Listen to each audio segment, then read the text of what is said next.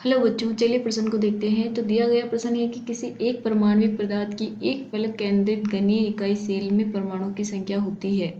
विकल्प ए है 1, विकल्प बी है 2, विकल्प सी है 4, विकल्प डी है 3।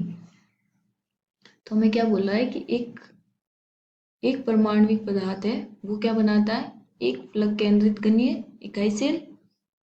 तो हमें बताना है कि उसके जो परमाणुओं की संख्या होती है वो कितनी होती है। तो विकल्प हमें दिए गए हैं, सही विकल्प का हमें चुनाव करना है। तो सबसे पहले हम क्या लिखेंगे, मुख्य अवधारणा। मुख्य अवधारणा तो वो क्या हो जाएगी,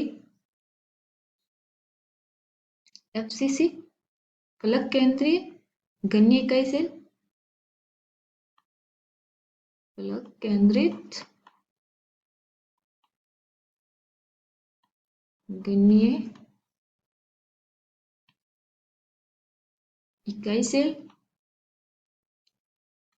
तो हमें पता होना चाहिए कि एफसीसी फलक केंद्रित होती क्या है, उसमें जो हमारे परमाणुओं की उपस्थिति कहाँ कहाँ पाई जाती है वो हमें पता होना चाहिए। तो चलिए हम देखते हैं। सबसे पहले हम क्या बनाएंगे, घन। ये है हमारा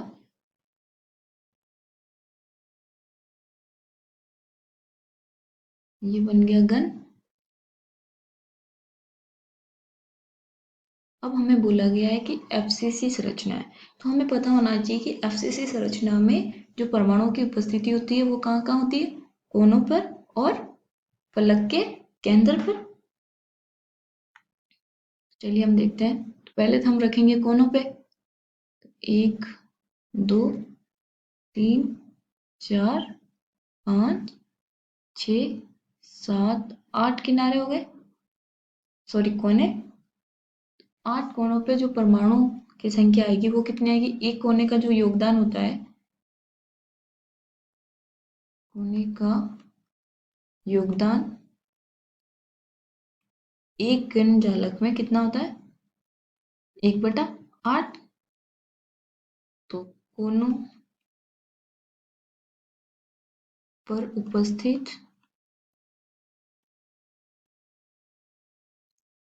परमाणु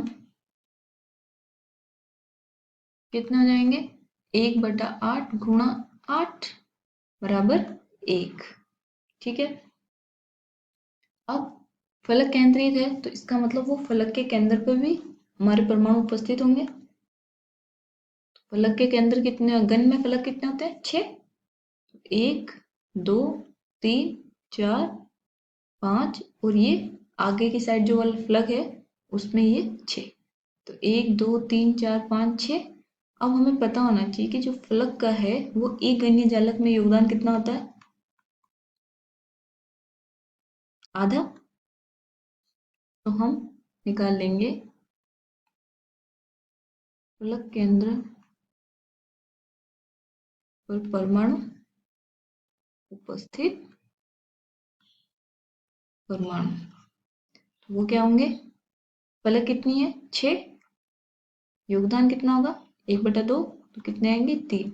तो हमें पूछा गया है परमाणु की संख्या। तो हम कोने और फलक के वालों को दोनों का योग कर देंगे। तो z क्या होता है, परमाणु की संख्या बराबर 1 + 3। तो ये कितना आता है 4। तो ये क्या है हमारी परमाणु संख्या। तो अब हम विकल्प देखते हैं। तो विकल्प सी देखिए, उसमें दिया गया 4। इसका मतलब हमारा जो विकल्प सी है वो सही विकल्प है। आशा करती हूँ आपको समझ में आया होगा। धन्यवाद।